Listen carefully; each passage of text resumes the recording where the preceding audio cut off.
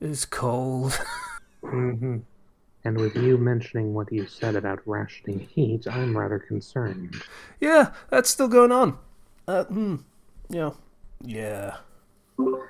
I do hope that you are taking care of yourself as much as you possibly can. I'm being reasonable. I'm putting on layers and stuff, and things.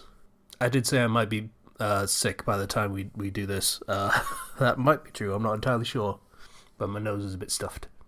Uh, And my brother had me assuming that we weren't going to be doing anything this week, but I mean, if you feel up to it. I'm sorry. What? With you worrying about being sick, I wasn't sure if we were going to be on this week.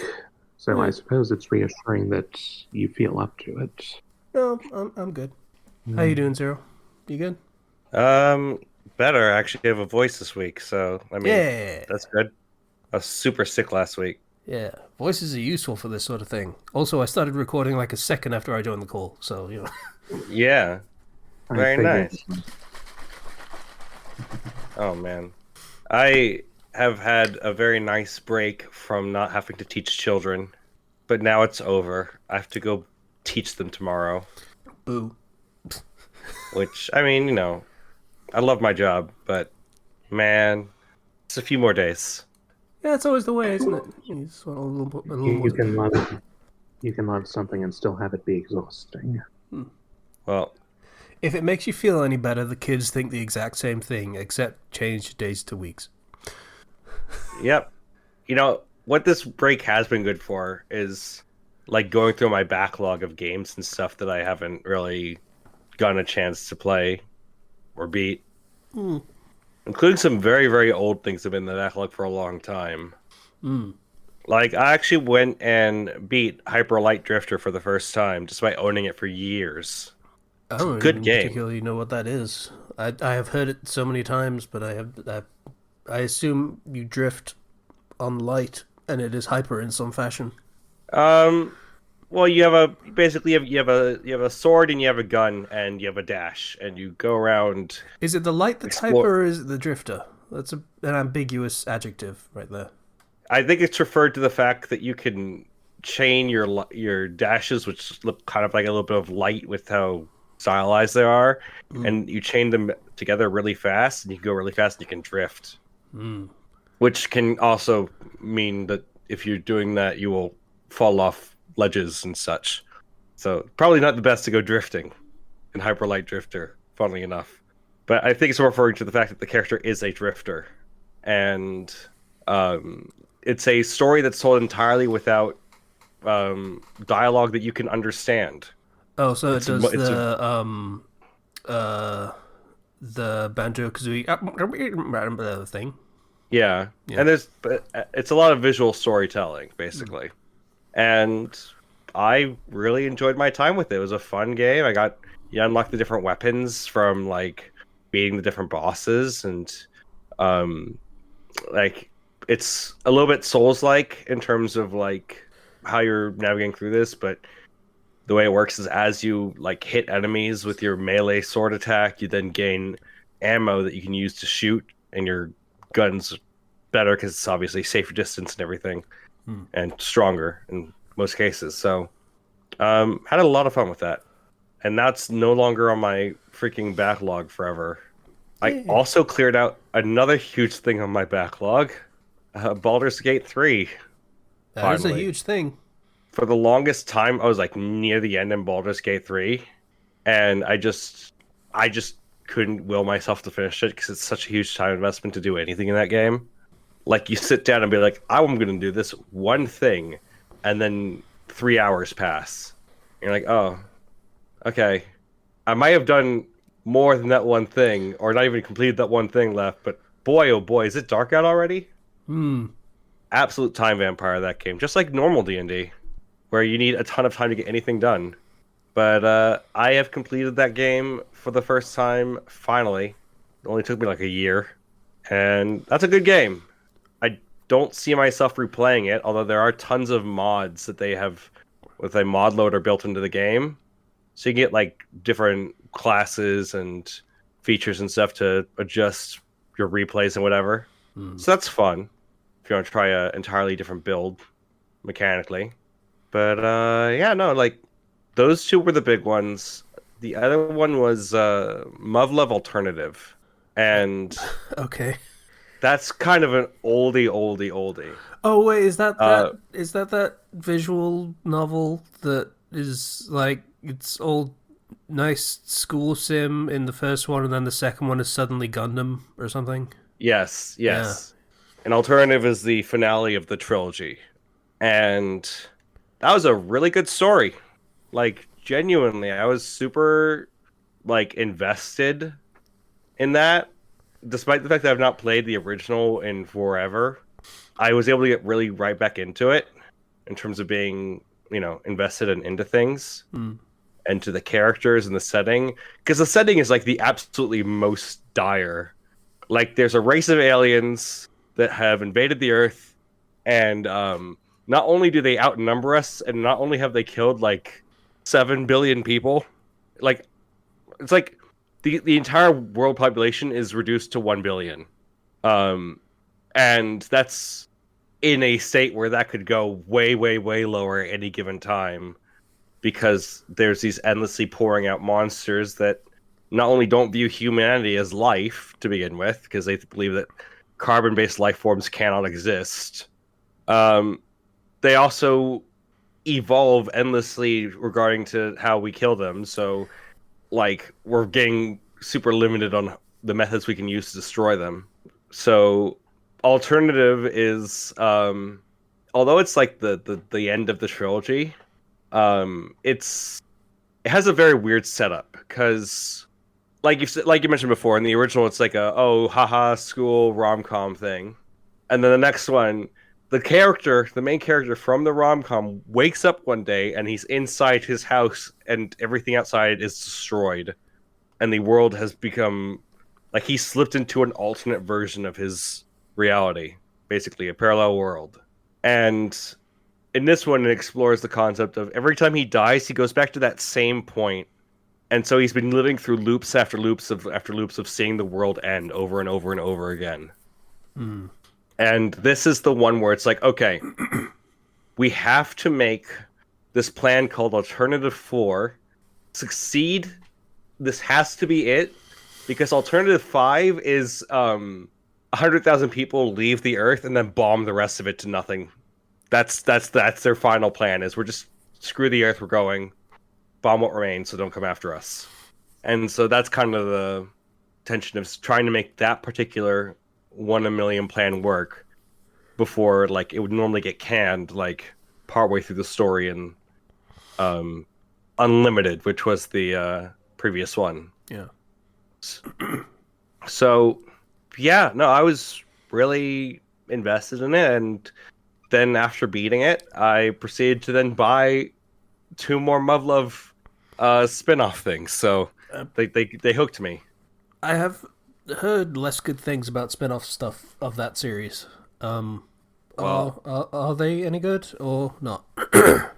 I've not really gone too far into them because one of them's just like a bunch of like small episodes, including like an actual conclusion to like here's some more stuff for like after Alternative that's going to make you feel good after all the trauma you just endured. And I'm like, that's nice. And then the other one is like a side story that I only just barely touched into, so I can't really comment on the quality of it yet. But yeah, no, the original trilogy, that's good. I very much enjoyed that, and the character writing was solid. Because Alternative is not like a dating sim style thing at all. Like, you don't choose a girl. There's a set girl. Like, this is a single story. But we're gonna explore all these characters regardless. And yeah, those were the big ones. Like in terms of cutting through all of the stuff. Christmas happened, so I got some Christmas stuff, Neat. including a big curved monitor for my computer. So it's 4K, really, really nice quality curved monitor here. So it is it was because of this I was like, let me just try Baldur's Gate on this thing. And I'm like, wow, this does not look cramped at all. I have so much space. I'll just complete this game. So that was nice. And I got some new headphones. I'm on wireless headphones, so I'm not tripping over myself with tons of wires everywhere. And aside from all of that, in terms of game stuff, nothing much. I think I talked about the Sonic movie, right? That was a while ago. Maybe. I think we recorded on like the 22nd, 23rd, something like that. Yeah. Okay, then definitely did. I played The Murder of Sonic the Hedgehog, that one little small game they released a while ago, because I was in the Sonic mood after. Joke that was not an April Fool's joke, yeah. It was fun. I also started the Souls-like game called The Last Hero of Nostalgaia. That's a name.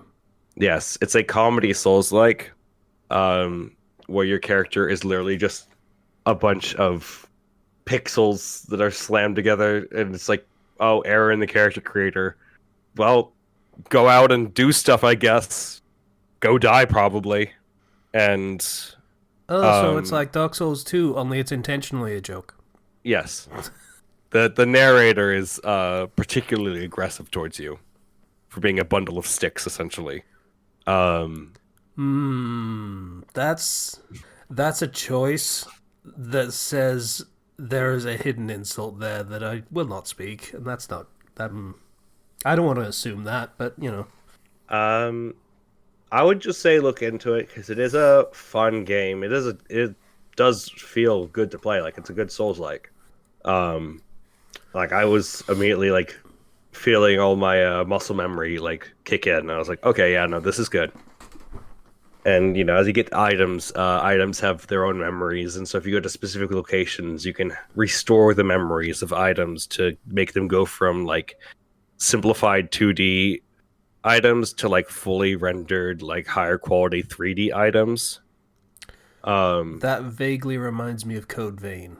I believe that was something like what you could do in Code Vein. Yeah, they had like a memory system in Code Vein. Yeah. So that was fun. I also decided like I've been in like a somewhat nostalgic mood, so I've been going through other older games. I was playing Sonic Adventure 2, playing through the Dark Story, and remembering, oh man, there's a lot of Eggman levels. Why are there so many Eggman levels? Because he is the Eggman. That's what he is. Please give me more Shadow the Hedgehog levels. That's why I'm playing this game. No, play more Rouge and Knuckles and spend fucking 20 minutes in the stupid asteroid level. Yeah, but I mean, still controls well. Other than playing Eggman, I don't like playing Eggman. It's the robot levels are the worst because it's just you have to keep locking onto things to get as many that points as fucking possible. Tone. And that tone is awful. I forgot how bad that tone was. I hate it. I hate it so much. It hurts my head.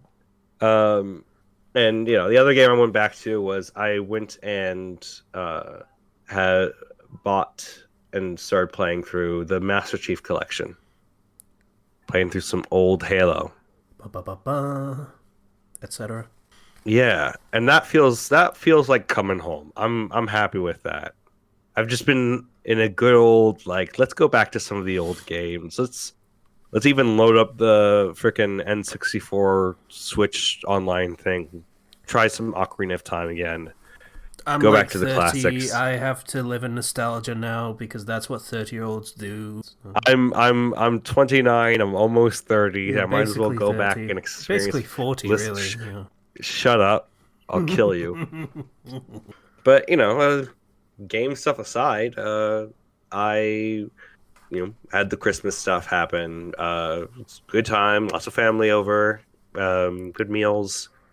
I went to Vegas on New Year's Day. Just flew down there because there was a hockey game my brother wanted to go see, the Las Vegas Knights, over there in the T-Mobile Arena, they call it. And I was not aware of hockey. Like, I apologize, hockey. I was not aware of your game. That was so much fun to watch. Even in the pregame, they were like projecting things onto the ice and like had a full blown like little like movie they made of the knights preparing to defeat their enemies before the game. Like, they went in on the production value, and then actually watching it was fun and violent, quite violent. And yeah, no, I think I like watching hockey. I think I like watching it way more than football. It helps that it's also like not hot. It's cold. Yeah, I'm sure it's the easiest thing in the world to build a fucking ice rink in the middle of a desert, but yeah. Hockey seems like among the big sports, and let's be real, we can just about barely call hockey a big sport. It's probably the one that takes itself the least seriously, and it's really easy to appreciate that when you've got like football/soccer who will complain endlessly about referee decisions, but will stab you if you mention the idea of like camera replays to check whether there was a foul and things like that. So it's like, yeah. So yeah, it's also just really fun to watch. There's no pausing like a ton of the time for no reason. Like they'll have to stop and reset every now and then, but it's not like one play go, one play go, one play go. It's like, okay, we're going back and forth and back and forth and back and forth, swapping live on the field. I liked that about like American football though when I watched it, to be honest. But you know, that's again, I grew up in England. Like I have to compare everything to football, and football is just constantly going, but nothing's happening for 90 minutes. American football, you can see like important things happening every time there's a play. Like something happens and it is going to impact the outcome of the game pretty constantly. Every time play is going. But hockey is the opposite extreme of football, where it just seems like, yeah, shit's going on constantly. Like this game does not stop. Anyone could score at any second. Yeah, it's super like it was super enthralling to watch. Like I was very much engaged. Yeah. It's kind of like basketball if the basketball players could punch each other and hit each other with sticks. Yeah. There was somebody ended up losing their stick on the ring, and they just ended up leaving it on there for a little bit, and then people were trying to not trip over the like skate over the stick and everything, and like had to eventually try to move that out. Somebody broke their stick mid match, and they just had to kind of deal with it. Like it was intense. This is a half broken stick over there in the corner. But can appreciate that. Yeah, it's fun to watch. And I guess aside from all of that stuff, did I don't know if you've checked in with Final Fantasy 14 lately. Nope. So they released a new thing called a Chaotic Alliance Raid. Okay. So you know how Alliance Raids, you have 24 people go through and like three parties of 8. Yep. To well, the Chaotic is the hard version of that. So now you have 24 people who have to know mechanics. And boy, oh boy, is that... it's an apt name, Chaotic. Because people will get you killed. People will get salty. People will not know where they're supposed to go and end up killing a lot more than just 7 people in their party. Oh boy. It's fun. But I can... it's kind of frustrating at the same time, trying to get people who actually know what they're doing to do it. It's not super hard. Like, it's not like some of the really hard content, but it's hard enough that casual players are going to flounder. So, what do you get? So, I guess that's all the game stuff that I can even think about. I mean, there's California's on fire right now. That's happening. Bit. Well, Southern California. It's Southern California? Southern California, yeah. I just donated a good amount to the relief down there. Hopefully that helps at least a little bit. Yeah, they're gonna fucking need it because, like, apparently the insurance companies decided, oh, the city is on fire. This would be a really good time to cancel all those insurance policies for fire. Man, the fire hydrants are out of water. Yeah, that makes sense. It's not good. It's not good. But you know, there's been that. Other than that, I've just been playing ongoing Star Rail. They have a new update this week for 3.0. Very excited for that. It's the Greco-Roman world, so learning about the titans of this place and everything. Very like I'm listening to the music for that they're showing off, and like this reminds me of that game that I like, Hades, and I'm smiling a little bit. Let's see, and then like Zenless Zone Zero playing that bit. That game's just still good. So you talk about Star Rail, and then I immediately kind of check out, and I apologize for that. That's kind of rude, but at the same time, I don't give a fuck about Star Rail. But start talking about ZZZ, and I light up. It's like, yeah. Yeah, that game is still very fun. I have now cleared pretty much all of the permanent content. I think the only thing that I haven't fully finished is the tower. I'm on like floor 18. Last I checked, I was floor 25. Which is the last one of the main tower. They were adding more. No. I did get the frickin'. Did I do 30? I'm not sure. I got the one profile icon that you get for doing the extra stuff. Okay, I think that's doing 30. Yeah. For Endless Tower. Yeah. Which they're adding so much more stuff with 1.5. Yeah, they're adding a new tower, and I'm not sure whether that's going to be replacing the old one or just added on, like the whole Hollow Zero stuff. That's adding new stuff and not getting rid of the old stuff. I don't know. So I thought, I should probably try and get as far as I can in this. And I got to floor 18, and I'm like, this is kind of annoying. I remember why I stopped doing this. But, yeah, all enemies that can basically one or two shot you, depending on the attack they use. Cool. Yeah. Just don't get hit.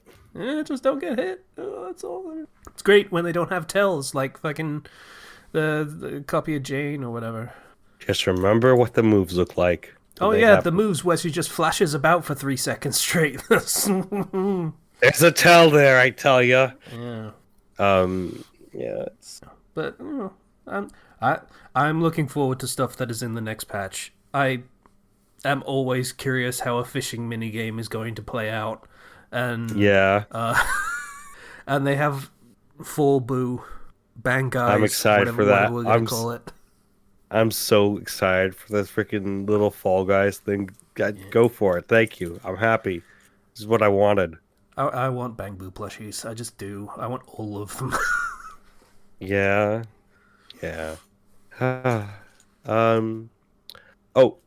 IRL stuff. So I did a week of professional development. Of just extra training and stuff. I was sick for like a little bit at the beginning of that, but I got better. And they finally fixed the wall in my classroom. Yay! That they had to break down from all the flooding and everything that happened earlier. Which means I can finally put all my furniture back, and I did. And my classroom looks nice again, and it's organized, and I cleaned the hell out of it and organized everything, and now I'm happy. Yeah. I threw out a ton of stuff I don't need, stuff from the old teacher that I'm like, I'm never going to use this stuff. This is from old curriculum that I don't use anymore. So I threw out that stuff, put on my new curriculum. Everything's all right. Yeah. Yeah. So overall, I'm happy. Patient, how do? Things are going pretty well with me.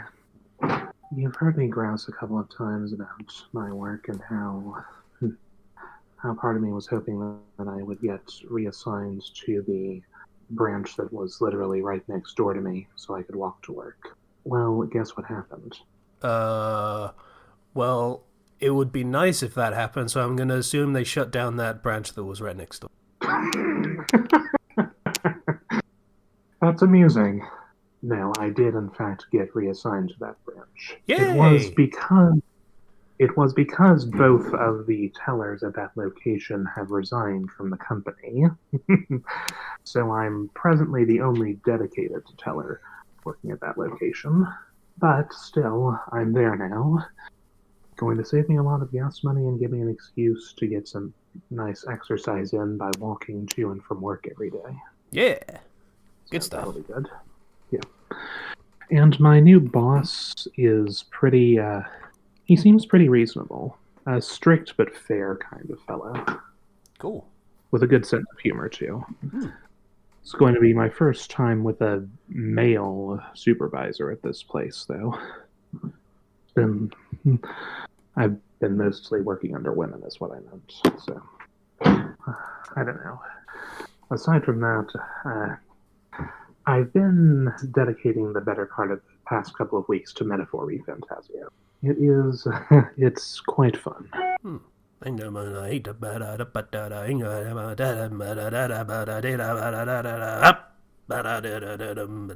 that. Yeah. That song is still cool. I'm playing it now, in fact, just enjoying a break to get some dinner. Some nice chicken and rice soup. That'll be good.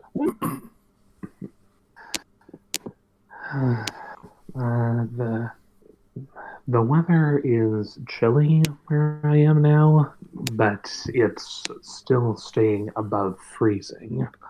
Or if it does dip below freezing, it doesn't happen when we have rain. This past week we were supposed to have it be freezing and rainy on the same day, a couple of days in a row.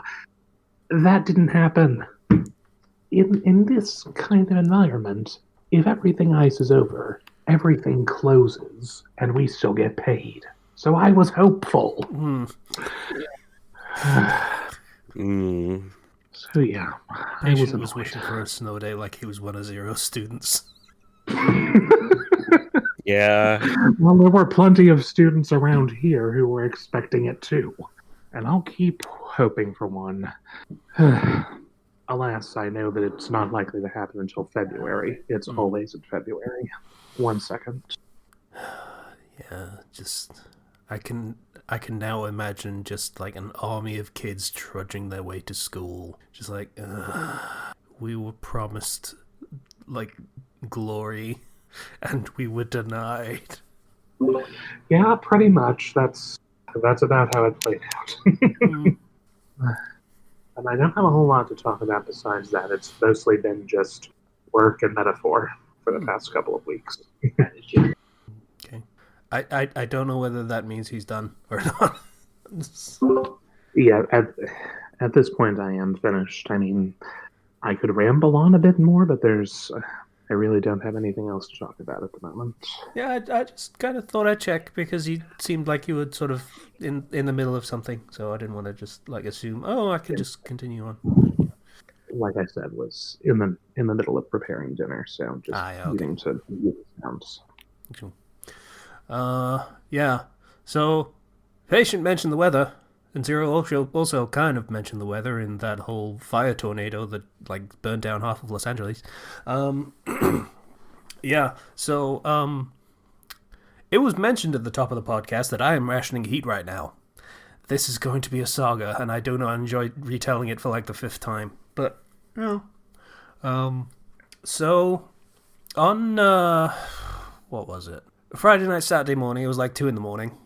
I go to check my utility meter. It's like a credit thing. You put money on it, and, you know, it'll count down as you use your utilities, electric and gas, and then when it starts to run low, you put more money on it, and that's how you keep having utilities. If it runs out, then it will go to emergency credit, which you can then like use and then pay off.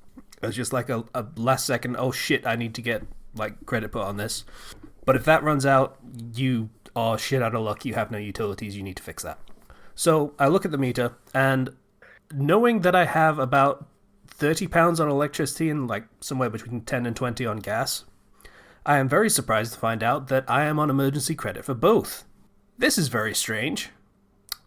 It is 2 a.m. I literally cannot do anything about this to check why this is happening, but okay, just for the sake of peace of mind, I'm going to put credit on the meter and like I'll figure this out in the morning. Try to do that. It doesn't work. So I ring my supplier and they're like, yeah, so your service has been changed to British Gas. So yeah, sorry. I'm like, oh, that's cool. I didn't ask for that. Why did that happen? And they're like, oh, so that was a mistake then. Okay, so we'll start the process of getting you back on our service. I'm like, okay, how long's that going to take? 5 to 7 business days. That's a long time. Yes, that's a bit of a long time. For a mistake like this, one would think they would put in a bit more haste. Yeah, it's... You get to go full Karen on them. Yeah, so here's the thing. The next thing they tell me is, okay, so your supplier is now effectively British Gas. We cannot do anything to help you anymore until your service comes back to us. So you need to get in contact with British Gas and figure this out. I'm like, okay. So I called British Gas, and they're like, okay. So give them the address, and they're like, okay. So Graham... I'm like, oh dear. Okay, this is worse than I thought. So I'm not Graham. Graham is a nice gentleman who lives a few doors down at number... No, why am I saying the number? Because I've told this story so many times, so I'm used to saying the number without worry. But he is one number different from me. And apparently, here's the way it happened. Just before Christmas, we got a guy coming around, knocking on everyone's doors saying, hey, are you on the cheapest energy supplier? We can check for you, and then we can switch you to the cheapest supplier. Did you know that the government is raising energy tariffs? That sounds bad to me. You should probably switch and help me. I'll help you totally, wink wink, get on the cheapest supplier. And I'm like, you are trying to sell me something. He's like, no, I'm not trying to sell you something. I'm just trying to get you the best deal. And yeah, I'm like, you get commission on that, don't you? Shut up, I'm trying to get you the best deal. So I told him to fuck off, basically. Which I will do from now on, trust me. Explicitly in those exact words. But Graham decided to go for it, and he was like, yeah, okay, I'll switch. And in the process of switching him, they somehow also switched me. So, yeah, I was like, okay, so you guys fucked up. I would like credit put on my meter to tide me over until I can get back on my real energy supplier. That would be cool. And the first person I talked to was like, okay, we can do that. I'll do that, and you will see the change in about half an hour. I'm like, okay. I'm like, half an hour? And they're like, an hour passes. So I call them again, and they're like, yeah, we're not actually authorized to do that, but if someone said they did that, then okay, but it didn't work, right? Okay. Here's what I can do with the authorization I have. I can put credit on the account, and you will owe us for that. And when you switch over to E, then you will still owe us and have to pay us back. And I'm like, okay, let me get this straight. You guys screwed me over in the middle of a blizzard, forcing me to ration my heat so that I don't expend all of my emergency credit. And now you want me to pay you for the privilege of that experience. Is that what you're telling me right now? Just kind of goes quiet for a second. Let me see what I can do. Because I'm going to assume that's starting to sound like I am considering a lawsuit at the moment. Yes, that does sound like it. Because, let me be perfectly clear, the morning that this started, 2 a.m, was the first time the ground was white for the month of January. It has been white ever since. It has been below freezing this entire time. This was about almost 2 weeks ago that this started. It has been below freezing since then. So he comes back. He's like, okay, I can put credit on your account, and that's fine. So let me just do that. And he's like, okay. Is your are your utilities on right now? I'm like, yeah, they're working. Yeah. Let me just get back to you. Another 20 minutes pass. And at this point, it's very close to closing time for customer service. So I'm thinking, oh, okay. So he's fobbing me off until closing time comes around, and then he's going to hang up on me, is what I'm thinking. Doesn't happen, but at this point, that is the kind of paranoia you deal with when a company has fucked you over. So he gets back to me and says, like, okay, so it turns out we can't actually access your meter for some reason, and we can't put credit on it. Okay. So what exactly am I supposed to do for the week plus of freezing temperatures when my gas and electricity run out? And he's like, right. So, when your utility runs out, call us, we will send an engineer around, and then they will be able to put credit directly on the meter for you. But only when it runs out. Oh, come on. So you're expected to burn yourself out, no pun intended, on everything you have, and then just wait for it to be convenient for them to give you the resources to not freeze to death. I guess, kind of. So that was the plan on their side, at least. My plan at that point was not to trust them as far as I could fucking throw them, and being an incorporeal corporate entity, I can't throw them very far. Sagacious view. So at that point, my plan is to move back in with my mom for a few days when the utilities run out, and then just wait it out. So that phone call ends, Monday rolls around, and I'm like, oh, that's odd. I suddenly have slightly more credit on my meter. I don't entirely know why, but I am back to full emergency credit, and slightly in the positive on electric. That's weird.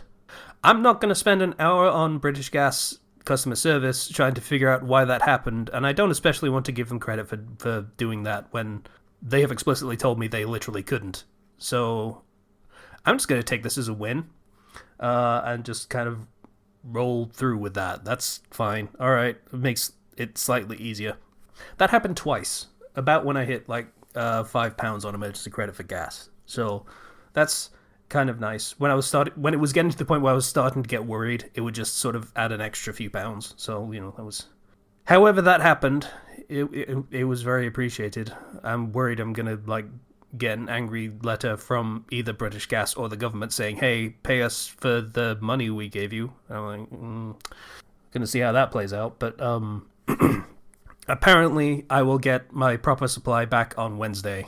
So that is about 2 weeks after finally started to get this sorted. Man, that sucks. It has been a not great couple of weeks. I'm going to say that much. Yeah, just sort of, Mum came round with blankets and shit to make sleeping easier. Fun thing about rationing heat, it gets down to about 13 degrees in my home. And the smoke alarm starts chirping because, the temperature's changed too much. It's too cold. There might be a fire, apparently, is the logic of smoke alarms now. So terrible. Yeah, that's great. So I put the heating on when I wake up, and it's like, cool, that's fine. And that will last me for the day once it gets up to proper temperatures. And I'll just put on layers as the day goes on. And then I'll go to bed. An hour before I go to bed, I'll put the heating on again, just to get its normal temperatures, so that I can get a good night's sleep until the smoke alarm starts chirping and wakes me up, which is usually about 8 to 10 hours, which is convenient. Though on the other hand, it is kind of training me to sleep through my chirping smoke alarm, which is probably not a good thing. Yeah. It's been fun. It sounds like they should have sent somebody over there that day to check out why they can't seem to add things to it.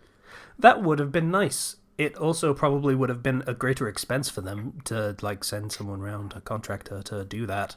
And they didn't want to for a customer who was very definitively not going to give them money. So, I guess. Well, sorry you have to deal with that, man. That sucks. Yeah, it was a great way to start a break. So yeah. Well, I've also been rationing food, kind of, sort of, not explicitly, but just sort of. Hey, if my electricity goes off, wow, that fridge freezer. I can't really do shopping. with that sort of hanging over my head, can I? So yeah. Oh well. It's whatever, it's getting close to being resolved, and then I can just go back to being normal and not worrying about it, and that's gonna be good. Yeah. Oh, I will say another side thing that's sort of tangential to this, but I did go to the shop to get a little bit of food, because, you know, I do kind of still need food. And apparently there was an armed robbery that morning. Didn't know that happened here. Oh. I was very curious what armed actually meant in this circumstance, because it is England. And guns are, generally speaking, not a thing. But, you know, The day that I arrived in Vegas, like an hour or so before I arrived, somebody blew up a Cybertruck in front of Trump Tower. Yeah, that was a thing. Yeah. Yeah. I was like, well, hope nobody blows anything else up like a hockey game. Yeah. Ooh. Yeah, no, the only thing that blew up was my wallet when I lost $300 gambling. As far as I'm aware, Trump AL aren't exactly fans of hockey, so you probably were safe there. The casino, on the other hand, that would have been more of a question mark. Yeah. I learned that I'm actually really good at roulette. Now, I may have lost a lot of money, but that was before I learned the roulette trick. And I was doing, and I stretched out the rest of my money for a very good amount of time playing roulette. Pray tell, what is the roulette trick? I was just reading the trends, and then like, oh well, then I'm going to go on red, and I'm going to go on this set of 12, and because this has been the trend so far, and I was actually for a while, like every time I'd go down to like my last 20, I'd just double it back up to 40, and then keep playing with it. You are adorable. It was working out. I was winning on roulette a lot. I actually, if I had not been gambling as much as I had because my family kept wanting to hit the casino, I actually could have walked out of there having broken even. Yeah, if you hadn't constantly been losing money as you were gaining it on roulette, you probably would have. Yeah. I took 20 up to like 140 on roulette at one point. It's like I could walk out now, but I stupidly chose to keep playing because I had nothing else to do. Yeah. No. Boredom is not a good reason to gamble. Yeah, I didn't break the bank on anything. Anyway, yeah. So, as for stuff I've been doing that is not constantly worrying over my fucking asshole utility supplier and my, oh god, my experience with British Gas Customer Service has only made me more appreciative of the supplier I'm actually on. Just like, they're like, oh yeah, that seems to be the problem. Okay, we'll fix it. And that was the entire call. Like 5 to 7 days is a lot, but still. So, Steam sale happened. Yeah, Steam sale. Winter sale, like 2 weeks after the fucking autumn sale, which is a bit odd, but whatever. And I made a purchase. Just imagine there are a lot more of these. Yeah, I bought all the Yakuzis again on Steam because they were cheap. I mean, it's a solid franchise. Yeah.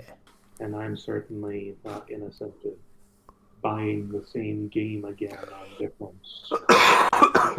This is pretty much the last thing to like mean I don't have to turn my PS4 on ever again. Like, it's just not a thing. I could throw it out a fucking window, and I might be happier. Just like PlayStation, Sony are just kind of pissing me off at every turn at this point. But yeah, so I bought all the Yakuzis, including the more recent ones. I didn't start from 0 again because I already played 0 and Kiwami 1. Just skipped over those. And it's like, I kind of want to have like the entire series completed, but so I started with Kiwami 2, which is where I stopped. I was about a third of the way into that game when I stopped playing it, and I am about to finish it. Like, I have done almost all of the side stuff, and am about to finish it. That game is frustrating in a lot of ways. Like, just how they've changed a lot of how moment-to-moment gameplay works and how some of the side stuff works, and it all just feels very slow. The 2 had the cabaret minigame from 0 that I enjoyed in 0, and it just seems worse. All of the characters are boring, and you are forced to sit through like 5 to 6 minute long cutscene conversations staring at a girl while she rambles on about bullshit you don't care about, occasionally chiming in with answers you don't care about, and you can't skip it, and it's necessary if you want to do all the sub-story quests, and that just got real. And I have just started the Majima construction thing, which as a concept is cool, as a game it is not. Yeah, it's tower defense, only wonky tower defense. I'm not a fan. And the story is also kind of frustrating. Kiryu, you fucking hopeless virgin, I hate you. You suck. Because 2 is the Yakuza story where he has a romance plot, and it is the most frustrating thing ever. Like, the lady is a lady cop, and she is cool as hell, and she follows you around in some chapters of the story and gets into fights alongside you, and you can do heat actions where they both do a fucking, like, high kick, like the one on the Yakuza 1 box art, and they both do a high kick to a dude's neck on either side at the exact same time, and it's so cool. And you're like, oh, this is so perfect. This is so perfect. I wonder how this goes. I already knew that it doesn't go anywhere, so I looked it up on the wiki to see exactly how it doesn't go anywhere. Oh my god, it is so frustrating. It is the worst. Like, oh god. So, she is a minor character in 3, and then she goes to America for like a international cop training thing, and then she just kind of leaves the series for the entire rest of the series until 8, when Kiryu is fucking dying, and he's sort of just tying up loose ends, and he has his former cop friend like sit down with the lady, and she's like, yeah, I came back, and I didn't really get together with anyone or anything, because I guess I was kind of just waiting for Kiryu to... And Kiryu's listening to this, and he's like, nah, fuck it, I can't.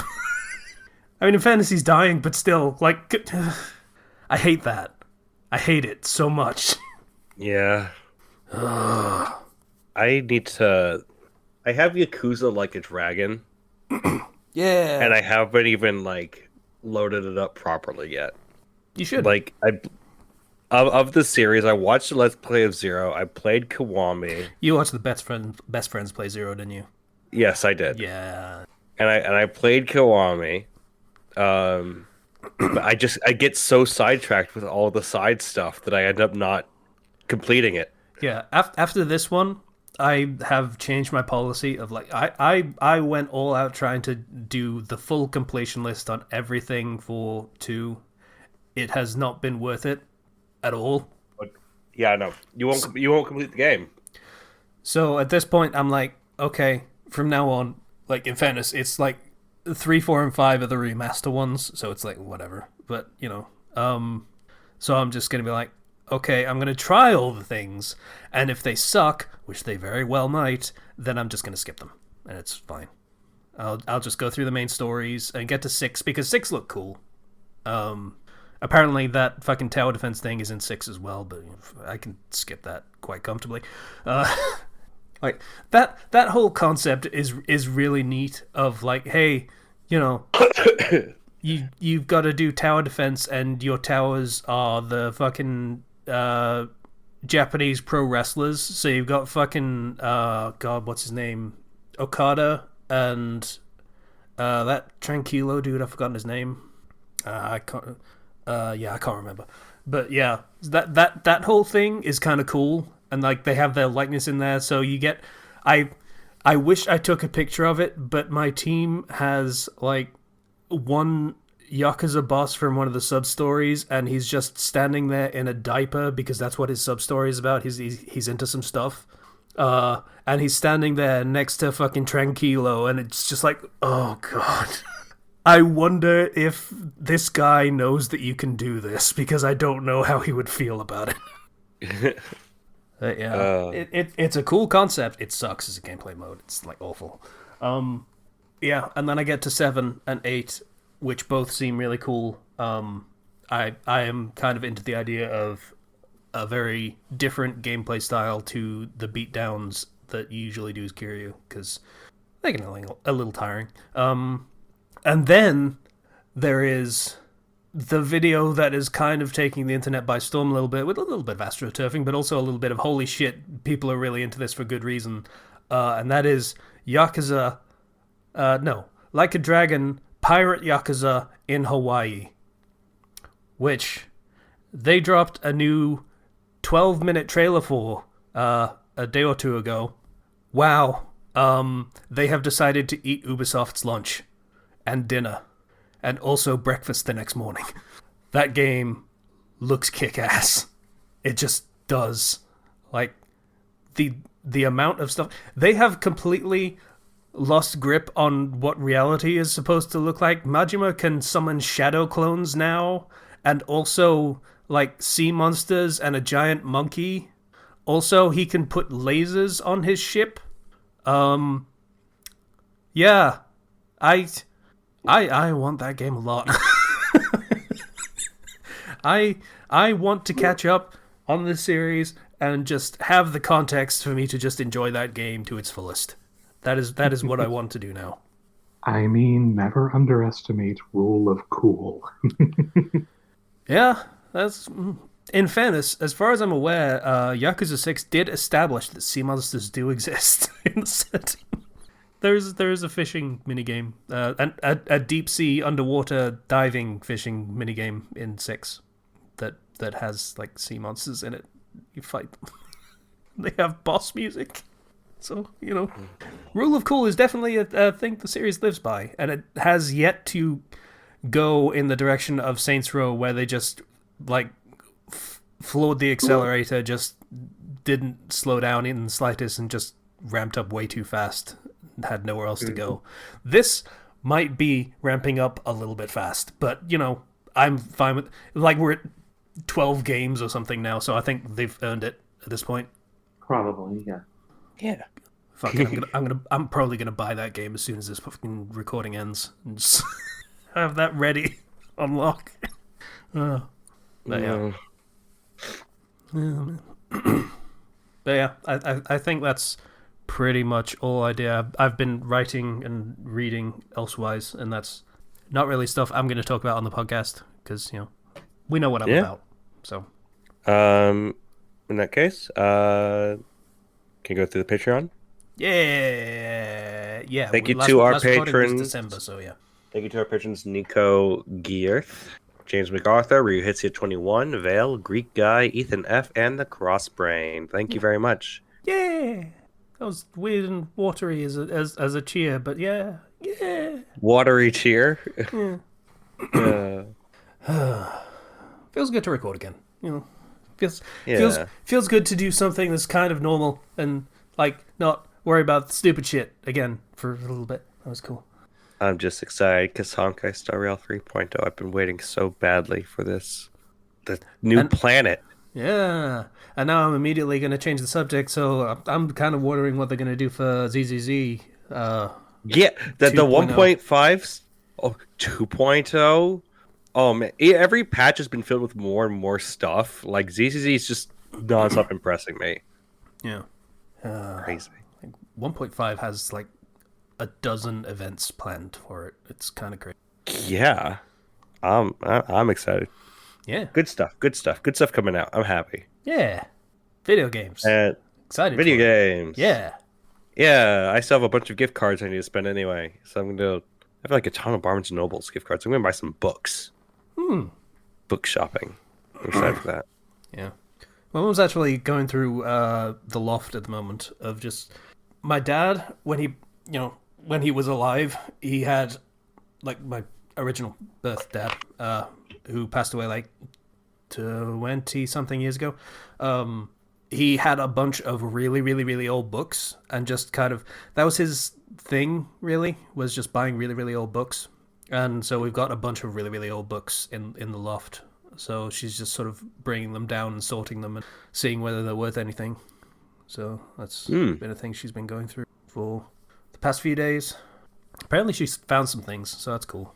Yeah, that was a weird tangent that just didn't really add anything to anything, but you know, I thought it was neat. It was neat. Old like books from like some of them literally from like the early 1900s and 1800s. Like when I say old books, I mean old books. Probably worth a lot. Some of them are worth a little bit. I think she said she's found a few that are like £50 more, something like that. So that's cool. Oh, yeah. Well, so I think it's an episode. Yeah. There's some wings downstairs I want to eat. Okay. Well, you see, you say that, and now I just kind of want to keep you here, just as like, just fuck you. But you know, okay, fine. Links to the Discord and Patreon in the description. Bye, everybody. Bye. Stay warm, everyone.